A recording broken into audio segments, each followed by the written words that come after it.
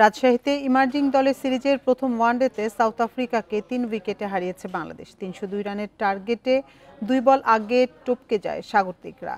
Toss হেরে ব্যাটিংয়ে নামে সাউথ আফ্রিকা, সর্বোচ্চ ৭১ রান করেন কোনর। শেষ দিকে ৩৯ বলে ৬১ রানের ইনিংস সিমেলানের।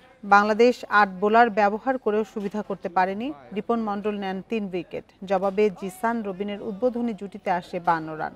সেঞ্চুরির আশা জাগিয়ে রবিন ফিরেন ৮৭ রানে। আরিফুল ৩৬ করে আউট হলে চাপে পড়ে বাংলাদেশ। অধিনায়ক আকবর আলী ছোড়ো ৪১ রান জয়ের পথ তৈরি করে।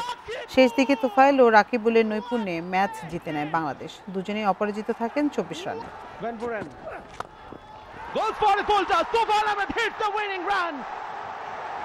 No one protecting the boundary, and that is the winning boundary. Bangladesh Emerging goes 1-0 up in this series. What a day of cricket. What a game we had in the triumph.